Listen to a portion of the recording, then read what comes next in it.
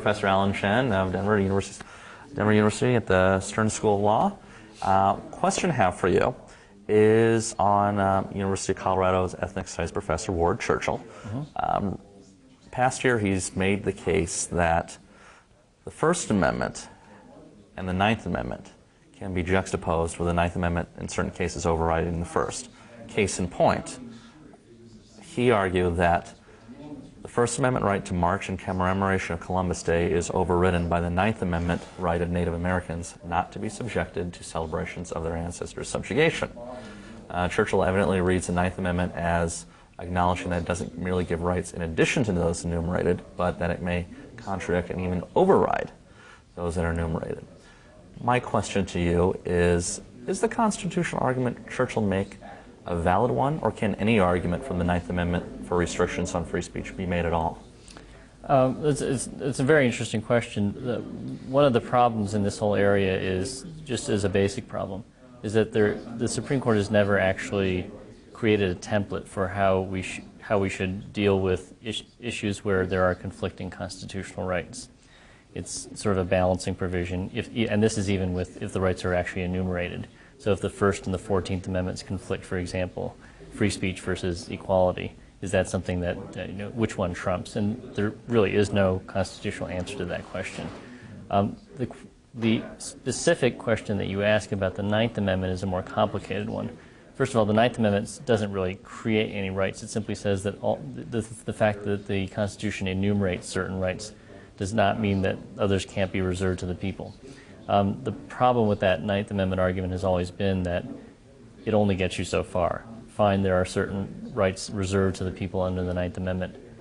What are they? And the Constitution doesn't answer that question. So it is possible for somebody to articulate a right that's reserved under the Ninth Amendment and say, X is a right because I think it's a right. And there has to be more to the argument than that to sustain an argument that there's a Ninth Amendment right. Well, with that being said, have there been any major legal precedents based off of the Ninth Amendment? Not specifically. In Griswold versus Connecticut, which is the landmark Supreme Court privacy case involving a law in the state of Connecticut banning married couples from using or purchasing contraceptives, one of the justices of the Supreme Court, in a concurring opinion, said the Ninth Amendment actually is a source of the right of privacy, which is also not enumerated in the Constitution, because it's a right that's reserved to the people.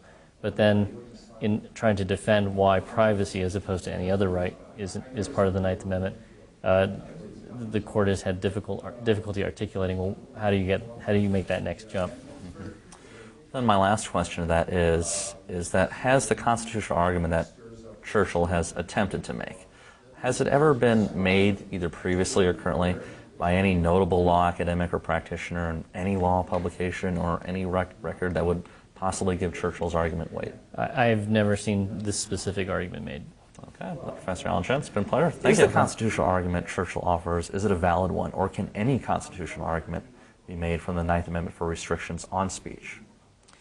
Well, you have to distinguish between the Ninth Amendment enforced as a matter of constitutional law by a court, which is the way the First Amendment is enforced. And if you look at it that way, the Ninth Amendment simply isn't enforced by courts.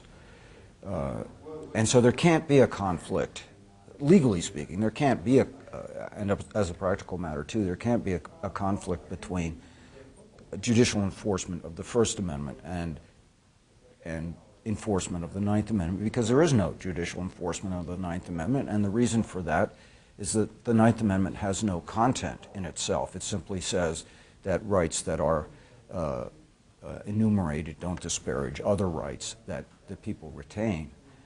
So what does the Ninth Amendment mean? Most people think it is a assertion by the framers that people are free in state and local politics, in their political lives, to assert as a moral matter or as an argumentative matter that they hold other rights from other sources besides just the first 10 amendments to the United States Constitution. So the long and the short of it is, I think it's perfectly compatible with the idea behind the Ninth Amendment for Professor Churchill or anybody else to say, here are reasons why this particular right, even though it's not in the Constitution specifically, should be, you should, as a citizen, should view me as behaving legitimately because of this unenumerated right. And then, of course, he would have to give reasons why that ought to be viewed as an unenumerated right. That's as a matter of political debate. It's legitimate to raise it. But as a matter of legal ruling, does, as a matter of judicial enforcement, does a claim, an argumentative claim under the Ninth Amendment trump a First Amendment free speech claim? No, it simply does not. And you know, there's no, I think, serious lawyer or judge who would say that you can assert a priority of an unenumerated right as a matter of actual legal prescription, that an unenumerated right that you're arguing ought to be, people ought to respect, is going to trump a right that is expressed in the Constitution and has been enforced for decades and decades by the Supreme Court and other courts. So as a legal and practical matter, it is an extremely empty argument and claim, but as a sort of a way of beginning a moral and political argument about the propriety of your own behavior. You know, any American can claim any right, even if it's not enumerated, and even if no court has ever articulated it or pretended or protected it. We're all, that's what the Ninth Amendment says. It says we're all free to argue that there are other rights, but not in the sense of judicially enforceable rights, in the sense of what you might call political rights or political entitlements. So if my understanding is it's an argument that needs to be made rather than an argument that's been established as law?